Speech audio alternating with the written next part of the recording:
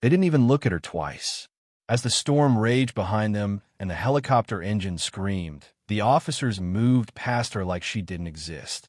Someone whispered, "She's not the pilot." Another laughed. Then the radio crackled.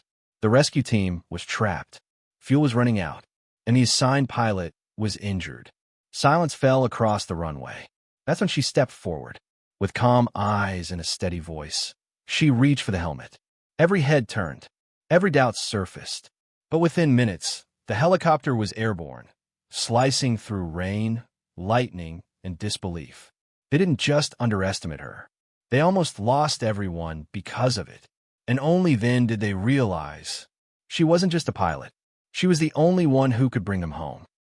The military airbase was drowning in chaos. Thick, black clouds rolled low across the sky, tearing open with sudden flashes of lightning. Rain crashed onto the runway like bullets, turning the concrete into a mirror of fear and urgency. Sirens wailed in the distance, blending with the heavy roar of helicopter blades struggling against the wind. Soldiers ran from hangar to hangar, boots splashing through water, radios pressed tightly to their ears. Every face carried the same expression, tension mixed with panic. This was not a routine night. This was a rescue mission already slipping out of control. At the far end of the runway, the rescue helicopter stood ready, its blue lights cutting through the storm like a warning sign. Mechanics shouted over the noise, final checks rushed and imperfect. And there she was, standing slightly apart from the chaos, a female officer in a soaked green flight suit. Rain slid down her face, but her eyes were steady, calm, observing everything. She wasn't pacing. She wasn't shouting. She was waiting. No one noticed her. No one asked who she was. In a place where seconds meant lives, she stood invisible, a quiet presence in the middle of a storm that was about to reveal everything. As the storm intensified, the command area filled with hurried voices and sharp orders.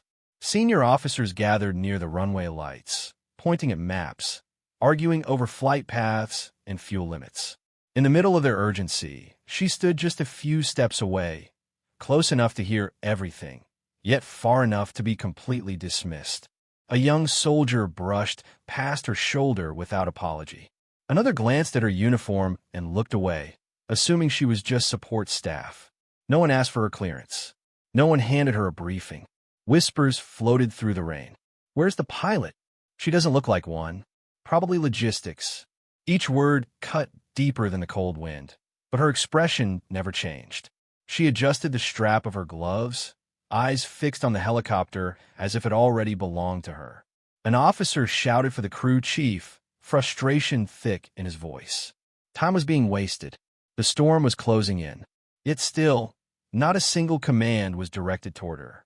She wasn't angry. She wasn't nervous. She had seen this before. Ignored, judged, underestimated. While others argued and panicked, she silently reviewed the mission in her mind. Terrain, weather, extraction timing. Because when the moment came, she knew there would be no time to explain who she was. Only time to prove it. The radio crackled suddenly, slicing through the noise of rain and engines. Every conversation stopped. Every head turned. "Command, this is Echo Team. We're taking heavy fire." Static swallowed the rest of the message. Then the voice returned, strained, breathless, afraid. The rescue unit was trapped deep inside hostile territory. The extraction point was compromised. Visibility was dropping fast. Maps were pulled closer under flickering lights. Officers leaned in, shouting coordinates, arguing over alternate routes. The storm wasn't just slowing the mission, it was tearing it apart. Wind speeds climbed beyond safe limits. Fuel margins shrank with every wasted minute. Then came the words no one wanted to hear. Fuel critical. A heavy silence fell across the command zone. Rain seemed louder. The helicopter's blades slowed, as if even the machine sensed the danger. Soldiers exchanged uneasy glances. This mission was no longer about success. It was about survival. She listened carefully, standing just behind the chaos. Her jaw tightened slightly as she calculated the risks. Mountain winds. Limited visibility. One chance at approach. Failure here didn't mean delay. It meant lives lost. While panic crept into every voice, she took one quiet step forward, not to speak yet, but to prepare. Because she knew something they hadn't realized yet. This mission wasn't going wrong. It was running out of pilots. The storm showed no mercy. As the command team rushed toward the helicopter, a sudden shout cut through the rain. The lead pilot stumbled near the runway lights, one hand clutching his side.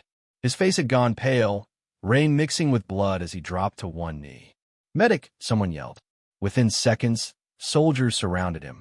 Shrapnel from an earlier blast had torn through his gear. The pain he had ignored for too long finally won. The medic shook his head slowly. He wasn't flying anywhere tonight.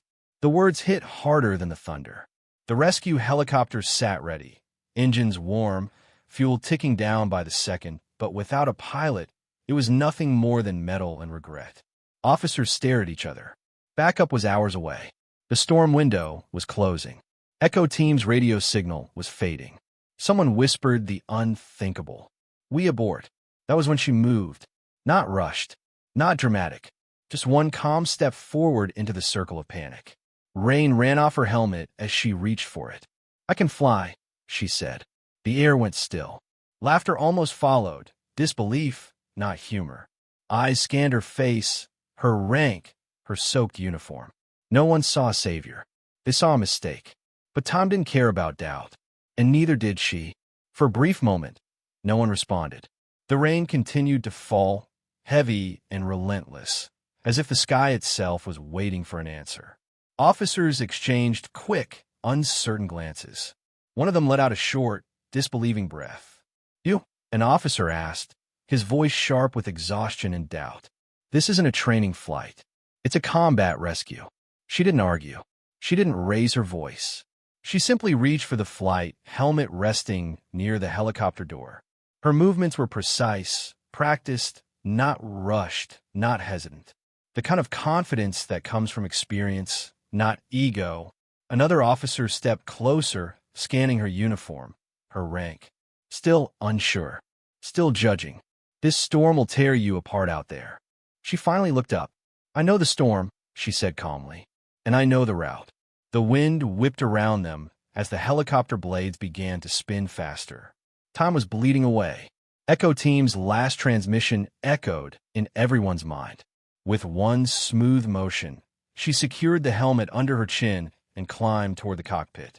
There was no room left for debate. This wasn't bravery born from desperation. This was someone stepping into a role she had been ready for all along. Just as she reached the cockpit ladder, a voice stopped everything. "Wait." A senior officer stepped forward, tablet glowing faintly under the runway lights. His eyes narrowed as he scanned her identification badge, then cross-checked it against the mission roster. For a second, his expression froze.